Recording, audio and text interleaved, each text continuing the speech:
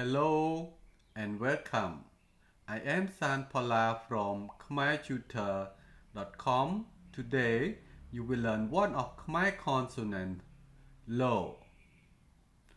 Lo has L sound. Here are some examples. Lui, lui, lươn, lươn, lị khất, chlong đàn, lị khất, chlong đàn. Niếng, miến, lị khất, chlong đàn, rư tế. Niếng miên lị khất, chlong đàn, rư tế. And now you have learned one of Khmer consonant Lo.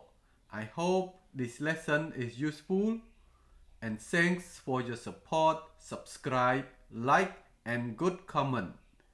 If you want to learn Khmer with me, go to my website khmertutor.com and send me a message. Thank you for watching. See you next lesson. Bye.